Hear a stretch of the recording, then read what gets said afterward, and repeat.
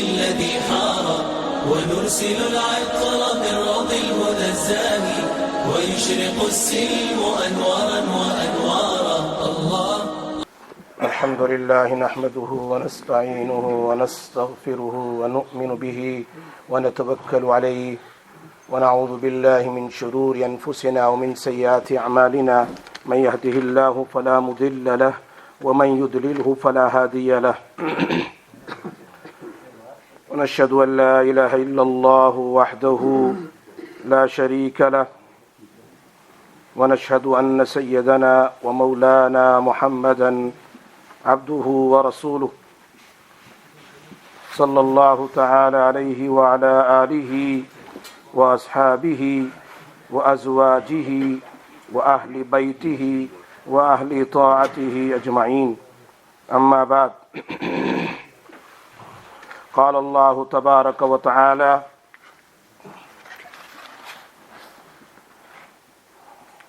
في الكلام المجيد والفرقان الحميد بعد أعوذ بالله من الشيطان الرجيم قل إن كنتم تحبون الله فاتبعوني يحببكم الله ويغفر لكم ذنوبكم والله غفور رحيم. وقال النبي صلى الله عليه وسلم من أحبني فقد أطاعني ومن أطاعني كان معي في الجنة أو كما قال رسول الله صلى الله عليه وسلم. صدق الله العلي العظيم وصدق رسوله النبي الأمي الحبيب الكريم ونحن على ذلك لمن الشاهدين والشاكرين والحمد لله رب العالمين.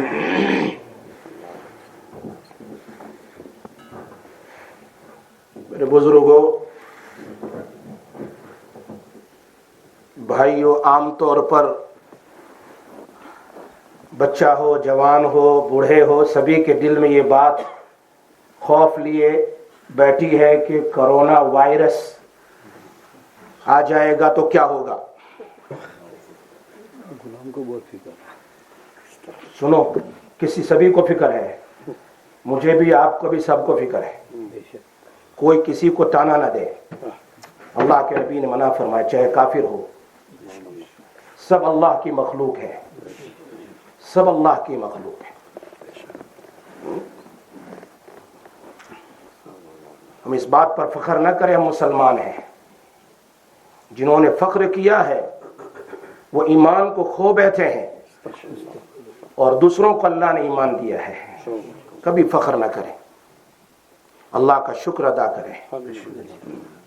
اللہ پاک نے ہمیں ایمان دیا ہے. بہت آسان ہے کہہ دینا تو ہے تو ہے تو ہے، لیکن یہ تو میں کیا ہوگا اللہ کو پسند نہیں ہے. یہ خوف و ہراس ہے. عام طور پر ایمان والوں کے دل میں تو ایمان ہے، اسی لیے وہ حدیث جو 1400 سال پہلے نبی اکرم صلی اللہ علیہ وسلم بیان فرمائی کہ مومن کو گاجر اور مولی کی طرح قتل کیا جائے گا، اس کی وجہ جو پوچھی گئی تھی وہ کیا تھی؟ حب الدنیا و کراہیت الموت. میرے ایمان والوں کے دل میں دنیا کی اتنی محبت ہوگی کہ وہ موت سے بھی ڈریں گے. اللہ کے حبیب نے 1400 سال پہلے کہا تھا مومن کا مرنا بھی مبارک، مومن کا جینا بھی مبارک. یاد رکھو. اصل بات کیا ہے؟ ہمارے ایک بہت بڑے بزرگ فرماتے ہیں کہ لوگ ڈرتے ہیں کرونا وائرس اور فلاں وائرس اور فلاں وائرس سے کہ موت آ جائے گی. موت تو آ جائے گی، لیکن موت کے بعد کیا کرنا ہے، کیا اس کی فکر کی ہے؟ کیا اس کا خوف ہے تمہارے دل میں؟ مرنا تو ہے ہی، آج نہیں تو کل، وہ تو لکھا ہوا ہے. لیکن ایک بات یاد رکھے، جب تک اللہ نے جو تقدیر میں جو ڈیٹ لکھی ہے اس سے پہلے نہ موت آئے گی نہ اس کے بعد آئے گی. یقین ہے نا تمہارا؟ فَإِذَا جَاءَ أَجَلُهُمْ لَا يَسْتَأْخِرُونَ سَاعَةً وَلَا يَسْتَقْدِمُونَ. جب موت آئے گی تو ایک گھڑی آگے نہیں، ایک گھڑی. اور حدیث میں ہے کہ بندے کی موت نہیں آئے گی جب تک کہ اس کے کھانے کا ایک لقمہ، پینے کا ایک گھونٹ اور سانس لینے کا ایک سانس ختم نہ ہو جائے. وہاں تک موت نہیں آتی ہے بھائی. یہ تو ہمارا اور آپ کا ہے کہ نہیں ایمان؟ بولو نہیں ہے. سب سے بڑی بات پریکاشن ہے. کیا ہے؟ اسباب ہے. اسباب، ڈرنا نہیں، اسباب اختیار کرنا جس کا حکم نبی اکرم صلی اللہ علیہ وسلم نے اور صحابہ کرام نے دیا ہے. اس میں سب سے پہلی بات ہے the first things we have to remember, we have to follow the اتباع of رسول اللہ صلی اللہ علیہ وسلم. سب سے پہلی بات نبی اکرم صلی اللہ علیہ وسلم کی اتباع ہو. علامہ زین الدین رجب فرماتے ہیں، حنبلی مسلک کے بہت بڑے عالم، کہ کفن چور تھا، اس نے میرے ہاتھ پر توبہ کی. میں نے اس سے پوچھا تو نے کئی سالوں سے قبر کو کھودا ہے اور کئی لوگوں کے کفن کو چڑایا ہے، لیکن میں ایک بات کا سوال تجھ سے کرتا ہوں، مجھے جواب دے. جب تو نے کفن کو کھولا اور اس کو نکالا تو مسلمان مردے کو کس حالت میں پایا ہے؟ فرمایا 100% میں سے 80 to 85% میں نے دیکھا اس مسلمان کا چہرہ قبلے سے پھرا ہوا ہے. حالانکہ مسلمان کو سنایا جاتا ہے قبلے کی طرف اس کا چہرہ ہوتا ہے. تو یہ پریشان ہو گیا. علامہ زین الدین بہت بڑے محدث ہیں، فرماتے میں پریشان ہوا تو میں نے اس بات کو بیان کیا. محدث کبیر جس کا ذکر امام ترمذی اپنے کتاب میں فرماتے ہیں، امام اوزاعی رحمۃ اللہ علیہ، ان سے میں نے کہا مجھے سمجھ میں نہیں آ رہا. فرمایا یہ اکثر ہم قرآن اور حدیث کا مطالعہ کرتے ہیں تو معلوم آتا ہے یہ وہ لوگ ہیں جن کے چہرے کو پھیر دیا ہے، وہ ہے جنہوں نے نبی اکرم صلی اللہ علیہ وسلم کی سنت کی اتباع نہیں کی ہے. اکثر. تو سب سے پہلا کام پریکاشن میں ہمیں ہمارے آقا جناب محمد رسول اللہ صلی اللہ علیہ وسلم فرمایا کہ تمہارے گھر کے سامنے سے اگر کوئی نہر جاتی ہو، ظاہر عمل میں بھی آپ نے بار بار سنا اس حدیث کو، اس میں غسل کرے تو کیا اس کے بدن کے اوپر کوئی میل کچیل باقی رہے گا؟ نہیں رہے گا. 5 بار غسل کرے دن میں، if you bath 5 times a day، کوئی غسل، کوئی گندگی باقی نہیں رہے گی. فرمایا اسی طریقے سے وضو کرنے سے ظاہری صفائی تو ہوگی، جو سائنس والے کہتے ہیں یہ کرو وہ کرو، یہ تو ہمارے آقا نے 1400 سال پہلے کہا ہے اور لفظ بھی استعمال کیا ہے. وہ کہتے ہیں تم ذرا یہ کیا بولتے اس کو جیل بھی لگاؤ. میرے حبیب نے فرمایا وضو کرو، یحسن الوضو، اور وضو بھی اچھی طرح کرو کہ اپنے رزق کو 3 بار دھو. نبی نے فرمایا 3 بار دھو پہلے، پھر آگے کام ہے. پہلے تو ہاتھ دھونے کا ذکر حدیث، وَلْيُحْسِنِ الْوُضُوء، اچھی طریقے برابر طریقے سے. اس لیے کہ ابھی اسی ہاتھ کو تم پورے بدن پر استعمال کرنے والے ہو، سر پر، چہرے پر، ہاتھ پر، پیر پر. تو اس کی ظاہری صفائی تو ہوگی، باطنی صفائی بھی ہو جائے گی. باطنی صفائی بھی ہو جائے گی، کوئی شک نہیں. اس لیے وضو کے لیے پھر ظاہری بات ہے کہ آدمی وضو کر کے 5 وقت کی نماز ٹائم ٹو ٹائم شروع کرے. اگر نہیں پڑھتا ہے وضو کرے، اچھی طرح وضو کرے، گھر سے وضو کرے اچھی طرح، تاکہ وہاں آرام سے اچھی طرح وضو کر کے آ سکتے ہیں. ہمارے حضرت مولانا ذوالفقار صاحب دام برکاتہم فرماتے ہیں ہمارا جانا ہوا فرانس میں، تو ہمارے ایک دوست وضو کر رہے تھے، تو وضو کر رہے تھے تو ایک انگریز آدمی اس کو برابر دیکھ رہا ہے، برابر دیکھ رہا ہے. اس نے وضو ختم کر لیا،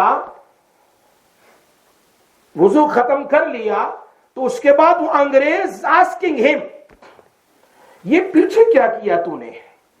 کان میں بھی مسا اور پیچھے بھی. اس نے کہا یہ مسا ہے جو مستحب مباح ہے، جو ہمارے آقا کرتے تو ہم بھی کرتے ہیں. اس نے بتایا کہ میں ڈپریشن ہاسپٹل کا سرجن ہوں. کیا کہا اس نے؟ انگریز نے کہا میں ڈپریشن جو ہوتا ہے نا عام طور پر، اس ہاسپٹل کا میں سرجن ہوں، اور میں اپنے ڈپریشن مریضوں کو دن میں 5 مرتبہ یہاں پر پانی ڈالتا ہوں. میرے آقا نے 1400 سال پہلے بتایا. فرمایا ساری رگ ایک فلوئڈ ہوتا ہے, وہ فلوئڈ یہاں سے سارا پیچھے بدن پر جاتا ہے. یہ رگوں کا فلوئڈ جب کام کرتا ہے تو بدن کے سارے اعضاء کام کرتے ہیں, ورنہ بندہ بیٹھا رہتا ہے ڈپریشن میں, اس کو لیزی ہو جاتا ہے, کچھ کام نہیں کرتا بس اور سوچتا رہتا ہے. کیوں؟ اس کو فلوئڈ ڈرائی ہو گیا. فرمایا اس فلوئڈ کو ڈرائی, اس کو جاری رکھنے کے لیے ہمارے آقا نے, یہ تو ایک سنت ایک طریقہ ہے, لیکن سائنس آج بتاتی ہے کہ ڈپریشن کا مریض نہیں ہوتا.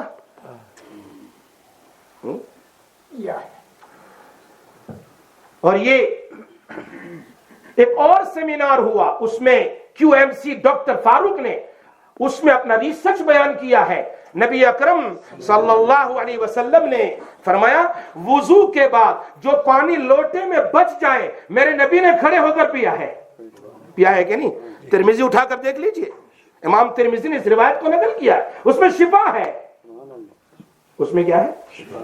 شفا ہے. وہ خود ڈاکٹر کہہ رہے ہیں میری سائنسی 20 ایئرز کی ریسرچ کے بعد مجھے پتا چلا ہے, اس کی عقل کے مطابق اس نے کہا. ہمارے ابھی نبی نے تو 1400 سال پہلے کتنے اس کے فوائد ہیں, اس کو کون بیان کر سکتا ہے؟ آپ کا تو ایک ایک کام سنت والا بہت عجیب غریب ہوتا تھا. اس نے کہا جس کسی کو پیشاب رک کر آتا ہے, رکاوٹ ہے, معدے میں تکلیف ہے, یہ پانی پیتے ہی اس کی معدے کی تکلیف ختم ہو جاتی ہے. دوسرا فائدہ اس نے یہ بیان کیا اس کیو ایم سی ڈاکٹر فاروق نے, دوسرا کہ میری ریسرچ کے مطابق اس نے بتایا کہ پیٹ کے اندر میں جس کو قطرہ یعنی پیشاب کے بعد قطرے آتے رہتے ہیں, اس قطرے کی بیماری ہوتی ہے, فرمایا اس کے لیے زبردست علاج ہے, اس بیماری کو ختم کر دیتا ہے. اور تیسری بات اس نے کہا میری زندگی کا تجربہ ہے, جو زانی ہوتا ہے, زنا کرنے کی عادت ہوتی ہے, زنا کو چھوڑنے کے لیے, شہوت کو دور کرنے کے لیے سب سے مجرب وظیفہ ہے کہ وضو کے بعد کھڑے ہو کر پانی پیے.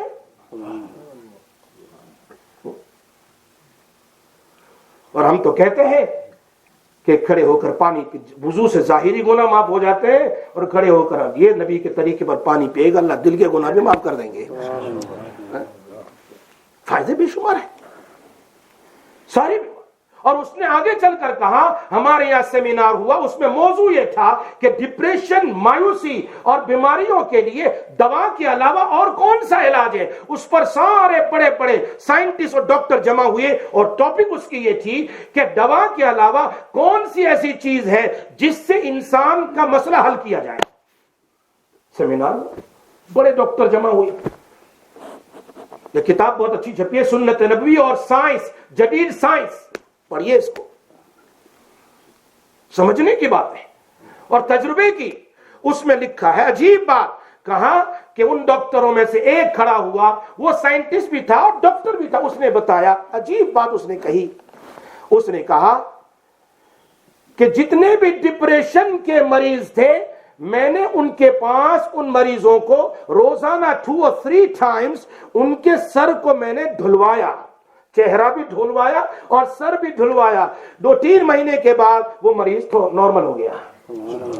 لیکن مایوسی اور بیماریوں والوں کو اس نے آگے چل کر بتایا, وہ دوسرا گروپ تھا, دوسرا جو ہماری ہاسپٹل میں تھا, اس کو میں نے کہا تمہارے بدن کے یہ 2 عضو ہے, چہرہ ہے, سر ہے, ہاتھ ہے, پیر کو دھوو, تمہاری بیماری ختم ہو جائے گی. میں نے اس پر عمل کروایا, کئی مایوس اور بیماریوں والے مریض بھی ٹھیک ہو گئے. ہماری یہ بات تو ہمارے آقا نے 1400 سال پہلے بتائی ہے. ہمارے پاس کا ٹائم ہے نماز پڑھنے کا کہ نماز سے پہلے ہم وضو کریں. اللہ کے حبیب نے کہا سارے گناہ معاف ہو جاتا ہے. پریکاشن ایک چیز ہے. خود نبی اکرم صلی اللہ علیہ وسلم نے بیان فرمایا اگر کوئی آدمی دین میں 5 مرتبہ وضو کرتا ہے, رات میں وضو کر کے سوتا ہے, اللہ اس کے سارے گناہ کو معاف کر دیتا ہے. بلکہ روایت میں آتا ہے اگر اس کی موت آ گئی وضو کے ساتھ سونے کی حالت میں, اس کو شہادت کا درجہ ہے. اور ایک فرشتہ ابو ہریرہ فرماتے, مسلم کی روایت ہے, میرے گھر کی بات نہیں ہے, فرمایا نبی اکرم صلی اللہ علیہ وسلم نے فرمایا کہ جب وضو کر کے بندہ سوتا ہے تو ایک فرشتہ اس کے لیے پوری رات یوں دعا کرتا ہے اللہ یہ با وضو سویا, اس کی مغفرت فرما. प्रिकॉशन में सबसे बड़ी बात यह है, घबराने की जरूरत, आगे चलता हूं, और प्रिकॉशन में दूसरी बात क्या है, यानी एहतियात करें, प्रिकॉशन करें, एहतियात जरूर करें। नबी अकरम सल्लल्लाहु अलैहि वसल्लम का फरमान मैं सुनाता हूं आपको, ला अदवा फिल इस्लाम, बीमारी यहां से वहां एक पर से दूसरे पर नहीं जाती। और दूसरी जगह पर है फर मिनल मजजूम का फिरार का मिनल असद, मजजूम और लेप्रेसी से ऐसे भाग जैसे शेर से भागता है। ये मेरी बात, मैं इसको समझाता हूं। उससे पहले और प्रिकॉशन में नबी अकरम सल्लल्लाहु अलैहि वसल्लम ने फरमाया, फरमाया जो आदमी सुबह में 3 मरतबा फजर की नमाज पढ़ने के बाद और शाम में मगरिब के बाद, दिन शुरू होता है सुबह सादिक से, लेकिन फजर पढ़ने के बाद और मगरिब, रात शुरू होती है मगरिब के वक्त, फरमाया सुबह और शाम अगर कोई आदमी 3 टाइम, आप रिकॉर्ड कर रहे हैं मेरी बात दिमाग में, घबराओ नहीं, अल्लाह के हबीब ने बयान फरमाया है, फरमाया जो आदमी सुबह और शाम 3 मरतबा दुआ पढ़ ले। कौन सी दुआ है? बिस्मिल्लाहिल्लज़ी ला यदुर्रु मा इस्मिही शैउन फिल अर्दी वला फिस समा व हुवस समीउल अलीम। क्या कह रहे हैं अल्लाह के हबीब? फरमाते हैं उसको सुबह में पढ़ा है तो शाम तक कोई बला मुसीबत बीमारी नहीं आएगी, और शाम में पढ़ लिया सुबह तक उस पर कोई बीमारी मुसीबत नहीं आएगी। ये तो रिवायत बुखारी और मुस्लिम की आपके सामने पढ़ी मैंने। अबू दरदा रज़ियल्लाहु ताला अन्हु रावी है, सहाबी है, उनके खुद का वाक़िया है। कुछ फरमाते हैं मेरी एक बांदी थी, उस बांदी ने एक मर्तबा मुझसे पूछा तू इंसान है या फिर कोई और कुछ चीज है? अबू दरदा से पूछ रहे यू इंसान, ह्यूमन बीइंग, या कौन सी जिन्स से है? कहा मैं तेरी तरह इंसान हूं, तू भी इंसान में भी। फरमाया नहीं लगता है तू इंसान है, तू इंसान नहीं है, कुछ और है। कहा क्यों? कहा 40 दिन हो गए, फ्रॉम 40 डेज, 40 दिन हो गए तेरे खाने में मैं जहर डाल कर तुझे खिलाती हूं, लेकिन तेरे बदन तो किया, बदन के एक बाल में फर्क नहीं हुआ, कुछ नहीं हुआ, तू इंसान है? कहा कहा अल्लाह के नबी से मैंने इसमें आजम सीखा है। क्या कहा? अल्लाह के नबी मेरे महबूब से मैंने इसमें आजम सीखा है। सुबह में 3 बार पढ़ लेता हूं, शाम में 3 बार पढ़ लेता हूं, मुझे यकीन है मेरे नबी की बात पर मुझे कोई चीज न आसमान में न जमीन में तकलीफ पहुंचा सकती है। फरमाया कौन सा इसमें आजम है? यही जो बुखारी मुस्लिम वाला, बिस्मिल्लाहिल्लज़ी ला यदुर्रु मा इस्मिही शैउन फिल अर्दी वला फिस समा व हुवस समीउल अलीम। 3 बार कुछ नहीं हुआ, लेकिन बता तो सही तूने मुझे जहर क्यों पिलाया?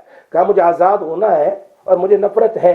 थोड़ा जा तू आजाद भी है और 40 दिन तूने मुझे जहर पिलाया, वो भी माफ कर देता हूं। तो एक वजीफा हमारा ये है कि वुजू अच्छी तरह करें, प्रिकॉशन करें। आमतौर पर अल्लाह के हबीब ने फरमाया देखो भागे नहीं किसी से, सलाम अस्सलाम वालेकुम व रहमतुल्लाहि व बरकातुहू। मोमिन जन्नत में दाखिल नहीं हो सकता जब तक आपस में मोहब्बत न हो। और आगे फरमाया आपस में मोहब्बत का तरीका अस्सलाम वालेकुम, यानी सलाम तो जरूर करें, उसमें दुआ है अल्लाह तुझे सलामत रखे, अल्लाह तुझ पर रहमत बरसाए, अल्लाह तुझे बरकत दे। कोई नेक आदमी, इसीलिए आप किताब शुरुआत तिरमिजी शरीफ की उठाकर देख लीजिए, अगर मस्जिद में, वैसे आमतौर पर नवाफिल घर में पढ़नी चाहिए, लेकिन लिखा है कि मस्जिद में कोई नेक आदमी नवाफिल पढ़ता हो तो आप भी उस मस्जिद में नवाफिल पढ़ो, उसकी बरकत से तुम्हारी नवाफिल भी कबूल हो जाएगी। हाँ, मस्जिद के करीब में कोई नेक आदमी रहता हो और आप घर छोड़कर घर मस्जिद में सुनन और नवाफिल पढ़ते हैं, उस नेक आदमी की कुर्बत की वजह से इस मस्जिद में नवाफिल पढ़ने से तेरी नमाज भी कबूल होती है। सलाम कलाम, लेकिन एहतियात जो आमतौर पर जो घबराहट हो रही है लोगों में और तौबा करने के लिए तैयार नहीं, इस्तिगफार करने के लिए तैयार नहीं, परेशान नजर आता है, اس لیے قرآن میں ایک جگہ پر فرمایا عسیٰ ان یرحمکم وَإِنْ عُدْتُمْ عُدْنَا، اگر تو گناہ چھوڑے گا تو میں معاف کر دوں گا، وَإِنْ عُدْتُمْ عُدْنَا، اگر تو گناہ کرے گا تو میں دوبارہ عذاب دوں گا۔ میرے حبیب نے فرمایا۔ اسی پر مولانا مفتی رشید احمد صاحب لدھیانوی فرماتے ہیں جو گناہ چھوڑتا نہیں، جس کو گناہ چھوڑنا نہیں ہے، تو وہ اگرچہ ظاہر میں کتنا مالدار اور کتنا خوش نظر آتا ہے، لیکن اندر میں یقیناً یہ پریشان ہے۔ اور جو آدمی اس کے پاس بیٹھے کا تھرمومیٹر میں، تمہیں حضرت فرماتے بتاتا ہوں، اس کے پاس بیٹھو تھوڑی دیر کے لیے، تمہیں بھی پریشانی تمہارے دل کے اندر میں بھی اس کی وجہ سے نظر آئے گی، تو وہ خود کتنا پریشان ہوگا۔ اس لیے سب سے پہلے توبہ اور استغفار کریں۔ 5 وقت کی نماز وضو کر کے، نیا وضو کر کے 5 وقت کی نماز پڑھیں، اور نماز پڑھنے کے بعد آپ دعا کریں۔ اور حدیث میں آتا ہے دوسرا وظیفہ، سبحان اللہ، نبی اکرم صلی اللہ علیہ وسلم نے فرمایا صبح میں 7 مرتبہ، شام میں 7 مرتبہ لا حول، بولو یار نہیں آتا، ولا قوت الا باللہ، میں اتنے یاد اس لیے یاد ہم دونوں ساتھ میں تاکہ یاد ہو جائیں۔ 7 مرتبہ صبح میں، 7 مرتبہ مغرب کے بعد پڑھے گا۔ اللہ، میرے نبی کا فرمان عند ملائکۃ المقربین وعند ارواح الانبیاء والمرسلین، اللہ اس بندے کا ذکر فرشتوں کے سامنے اور انبیاء علیہ السلام کی روحوں کے سامنے ذکر فرماتے ہیں اسلم عبدی واستسلم، اے میرے فرشتوں، اے میرے انبیاء، زمین پر ایک آدمی نے لا حول پڑھا ہے، یہ میرا فرما بردار بن گیا، واستسلم، اپنے سارے کام مجھے سپرد کر دیا، میں اس کی لک آفٹر کروں گا۔ اور میرے نبی کا فرمان ہے 99 بیماریوں کی دوا ہے، اس میں سب سے چھوٹی ڈپریشن ہے، اور ڈپریشن ہمارے سب سے بڑی بیماری ہے۔ اللہ کے حبیب کہہ رہے ہیں سب سے چھوٹی ڈپریشن ہے، اس سے بڑی کتنی بیماریاں، کتنا آسان نسخہ ہے، لا حول ولا قوت الا باللہ، آیت الکرسی پڑھ لیں۔ اور ایک اور دعا ہے جو میرے نبی نے صحابہ کو کھول کر بتلائی ہے، فرمایا صبح میں ایک بار، شام میں ایک بار یہ دعا کر لیا کرے اللہم انی اسألک العفو والعافیہ فی الدنیا والآخرہ، اے اللہ دنیا میں بھی عفو عافیت نصیب فرما، یعنی معاف بھی فرما اور ساری قسم کی بیماریوں سے حفاظت بھی فرما۔ اور شام میں بھی دعا کر لے اللہم انی اسألک العفو والعافیہ۔ لیکن اگر پھر بھی اگر بیماری آ جائے تو گھبرانے کی ضرورت نہیں۔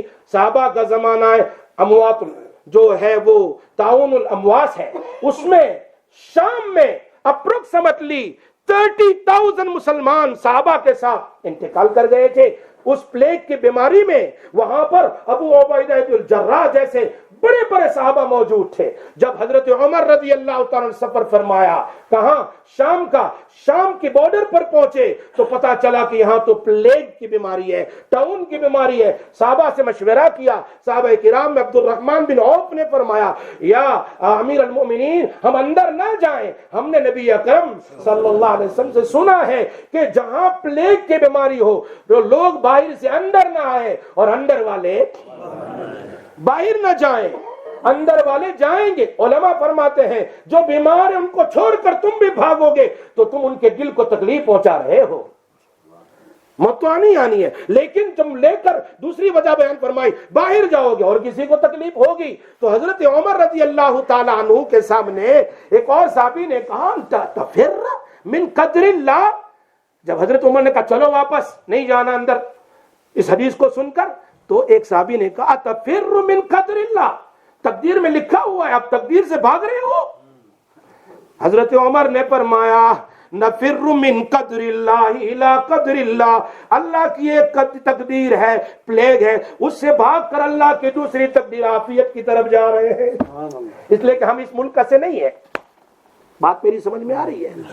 پریکوشن کے درجے میں یہ بہت ساری باتیں ہیں، بہت ضروری ہے۔ اور اگر کسی کا انتقال ہو گیا تو اس پر پوائنٹ نہ کیا کرو فلاں مر گیا، وائرس میں مر گیا، وائرس نہیں، تمہیں پتا ہے میرے نبی نے فرمایا وائرس میں جو آدمی مر جاتا ہے اس کو شہادت کا درجہ ملتا ہے۔